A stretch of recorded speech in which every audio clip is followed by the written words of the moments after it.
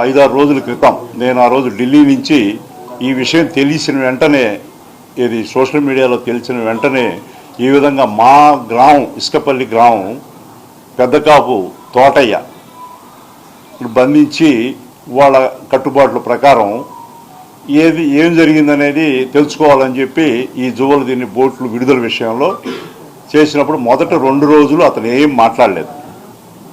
3వ రోజు ఏ కారణమో నాకు తెలియదు. దాన్ని విచారణలో కానీ తెలిసేటువంటి పరిస్థితి ఉండదు. ఏ ప్రభావాలకి ఎవరు లొంగారు, దీని వెనక ఎవరున్నారు అనేటువంటి అన్ని విషయాలను కూడా తేల్చమని ఎంక్వైరీ పెట్టమని కూడా ఆ రోజు వీడియో ద్వారా ప్రతి ఒక్కరిని గారు పిలిచి, మాకు ఎలక్షన్ ఉన్నాయి, ఇది తొందరగా ఏదో ఒకటి చేయి మస్తాన్ రావు అని చెప్పినట్టు దాన్ని రకరకాల రంగులు పూసి నా ఫోటోలు ఆయనతో జనరల్గా ఇప్పుడు కాదు 30 సంవత్సరాలుగా నాకు పరిచయం. ఆయన మా ఇంటి ఎదురుగానే టీఎస్పీఎల్ సొసైటీలో ఇద్దరం వాకింగ్ చేస్తూ ఉంటాం. వాకింగ్ చేసుకున్నప్పుడు జనరల్గా అయిపోయిన తర్వాత కూర్చొని ఆయన అందరితో పిచ్చాపాటి మాట్లాడుకొని ఇది కాఫీ టీ చేస్తారు అంతే. అంతవరకు కానీ రాజకీయాలు సంబంధం లేదు. ఒకవేళ ఉన్నా కూడా గౌరవ తమిళనాడు ముఖ్యమంత్రి గారు నాతో ఎందుకు చెప్పాలా, నేరుగా వారు ఆంధ్రప్రదేశ్ ముఖ్యమంత్రితో మాట్లాడుకొని, వాళ్ళకి కొత్త ఏం కాదు. డిఎంకేలో అప్పుడు డిఎంకే కూడా అందరూ భాగస్వామ్య పక్షాలుగా ఎన్డీఏలో ఉన్నారు గతంలో. వాళ్ళే కొత్తగా చంద్రబాబు నాయుడు గారు కన్వీనర్ ఉన్నారు, వాళ్ళు దాంట్లో క్యాబినెట్లో ఉన్నారు, ఎన్డీఏ క్యాబినెట్లో.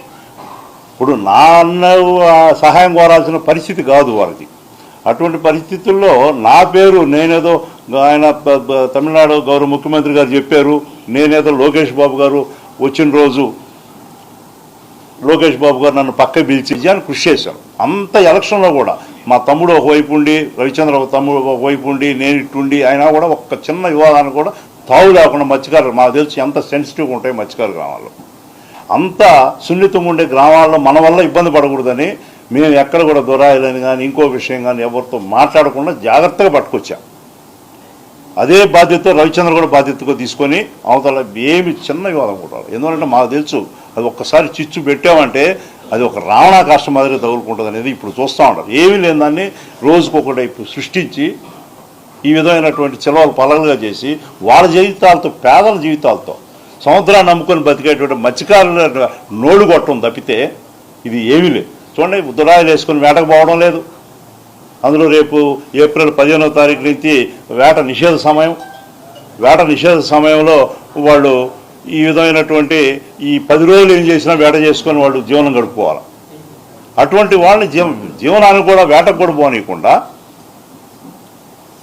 వాళ్ళు పాపం వాళ్ళ కట్టుబాట్ల ప్రకారం కట్టుదిట్టలు చేసుకొని ఇది నిజాలు తేలాలని వాళ్ళు ఉన్నారు. మేము కూడా నిజాలు తేల్చాలి, నిగ్గు తేల్చాలి నేను ఉన్నాను, మా పార్టీ ఉంది అని చెప్పి కూడా మీ అందరికి కూడా తెలియజేసుకుంటాం. అనుకుంటే దాన్ని పెద్ద పట్టించుకునేవాడు కాదు. తోట అనే వ్యక్తి నా స్వగ్రామం. అందులో నా స్వగ్రామంలో నేను ఎంత జాగ్రత్తగా ఉంటానో మీకు తెలుసు. స్వగ్రామం అతను కాపుదాపురు చేస్తే నమ్మతారేమో అని బలవంతం చేసే 3వ రోజు నేను చూస్తానే ఉండే వీడియో చాలాసార్లు రిపీట్ చేశాను. కాబట్టి కమిషన్ ఇస్తే ఆ తోటయే, లేకపోతే ఇద్దరు కాపులు ఎందుకు చెప్పడం లేదు? 3 జాలిరెడ్డి అనే ఒక అతను జువలదిన్ని, ఇంకొక కడపాళెం అతను వచ్చేసి శెట్టి, ఇతను 3కి బాధ్యతలు అప్పచెప్పింది. ఇద్దరు ఎందుకు చెప్పడం లేదు నేను అడుగుతున్నాను. ఈయన దగ్గరే ఎందుకు చెప్పిస్తున్నారు? అది 3వ రోజు. ఆ 3వ రోజు అది ఏందనేది కమిషన్ ద్వారానే తెలియాలి. అప్పుడు దాకా నేను అనవసరంగా ఎవరి మీద నిందలే తెలుసుకోలేదు. నేను ఎవరి గురించి మాట్లాడదలుచుకోలేదు. ఎఫ్ఐఆర్లు ఉన్నాయి. తర్వాత 3 పోలీస్ వాళ్ళకి అప్పచెప్పాము, వాళ్ళకు కూడా గస్తీ అప్పచెప్పామన్నారు. కాపులు అందరికీ 3 వాళ్ళు కూడా వాళ్ళని నమ్మకుండా కొన్ని మత్స్యకార గ్రామాలు కూడా వాళ్ళ కట్టుబాటు ప్రకారం వాళ్ళు కూడా కాపడా ఉన్నారు. అందులో ఒక రాత్రి ఇది బోట్లు ఇప్పి ఎత్తుకొని వెళ్ళేది కాదు, మామూలు బోట్లు కాదు. ఈ 180 హార్స్ పవర్ ఇంజిన్లు ఉండేది. కాబట్టి దాన్ని 9 నెలల నుంచి మొదలుపడేటికి రిపేర్లు ఉంటాయి.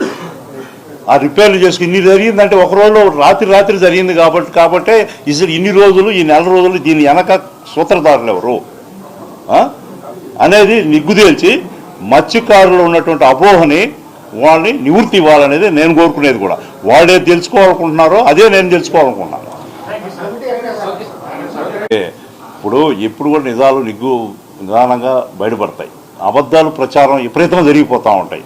కానీ ఒక 40 సంవత్సరాల నుంచి అల్లుకున్న మా బంధం ఒక చిన్న వివాదం వల్ల, మాకు సంబంధం లేని వివాదం వల్ల మా రాజకీయ భవిష్యత్తుకి ఏదో అవద్దని అనుకోవడం, అదంతా కూడా ఇది ఒక ఎవరన్నా ఆ విధంగా అనుకుంటే అది అపోహ, వాళ్ళ అమాయకత్వం అవుతుంది. ఈరోజు నేను ఛాలెంజ్ చేస్తున్నాను, నా మీద కానీ ఒక్క శాతం ఉన్నా కూడా నిజం, 50% కూడా బల్లే ఉన్నా కూడా నిరూపించగలిగితే నేను నా రాజ్యసభ స్థానానికి ఈరోజే రిజైన్ చేస్తాను. రిజైన్ చేయడమే కాదు, రాజకీయాలు శాశ్వతంగా తప్పుకుంటాను నేను. మా రాజకీయ ఒక అభివృద్ధిని దాన్ని ఓర్చుకోలేక కొంతమంది చేసేటువంటి రాజకీయ కుట్రలో భాగంగా దీని తెరపైకి తీసుకొస్తున్నారు. ఎవరు తీసుకొస్తున్నారని నేనేం మాట్లాడదలుచుకోవాలా, ఎవరిని నేను గురించి అది కమిషనే తేల్చాలి. అందులో మత్స్యకారులు నిత్యం పూజించేటువంటి, వాళ్ళకి సర్వం తనే అయినటువంటి శ్రీరామచంద్రుడు, ఏ మత్స్యకారుల గ్రామాల్లో కూడా శ్రీరామచంద్రుడి దేవాలయం లేనిదే ఉండదు. కాబట్టి అందులో వాళ్ళకి పవిత్రమైనటువంటి మాసం ఇది. ముస్లింలకి రంజాన్ మాసం ఏటో అదేవిధంగా శ్రీరామనవమి మాసం అంతా ఒక్కరోజు చేసుకోరు వాళ్ళు. శ్రీరామ్ ఒక నెల రోజుల పాటు ఒక్కొక్క గ్రామాల్లో ఈ రోజులు పెట్టుకొని ఇతర గ్రామాల పెద్దలను కూడా పిలుచుకొని మత్స్యకారు గ్రామాలు చేసుకునేటువంటి ఒక నెల అంతా చేసుకుంటారు. అటువంటి పవిత్ర మాసంలో ఇటు వాళ్ళకో అపోహలు పుట్టించడం ఇవన్నీ. కాబట్టి నేను ఆ శ్రీరామచంద్రుడు, నేను కూడా శ్రీరామచంద్రుడు నమ్మేవాడు. ఆ శ్రీరామచంద్రుడు సాక్షిగా చెప్తున్నాను నేను, ఇవన్నీ కూడా అపోహలు, దయవుంచి మీరు నమ్మొద్దు. ఎందువల్లంటే కమిటీ వేస్తున్నాం, ఓపిక పట్టండి. కమిటీ ఖచ్చితంగా ఏంటంటే అంతర్రాష్ట్ర వివాదం కాబట్టి అందులో ముఖ్యమంత్రి గారు కూడా దృష్టికి పెట్టాం కాబట్టి, కేంద్ర ప్రభుత్వం దృష్టిలో కూడా పెట్టాం కాబట్టి ఇది ఆల్రెడీ ఎంక్వైరీ కొన్ని జరుగుతూ ఉన్నాయి, కొన్ని కాల్ లిస్టులు అన్నీ కూడా తీస్తూ ఉన్నారు. High level committee enquiry commission పెట్టి దాంట్లో మత్స్యకారులు కూడా కొంతమందిని పెట్టండి. మత్స్యకారులు కూడా పెద్దల్ని వాళ్ళు నిర్ణయించుకుంటారు ఎవరు ఉండాలనేది, వాళ్ళని కూడా సభ్యులుగా పెడతారు. సభ్యులుగా పెట్టినప్పుడు నిజానిజాలు తెలవడంతో పాటు ఈ వివాదాలకి, అంతర్రాష్ట్రీయ వివాదాలకి శాశ్వత పరిష్కారం ఒకటి వస్తుంది. అంటే ఈ రోజుతో పోయేది కాదు, మళ్ళీ కూడా రాకూడదు.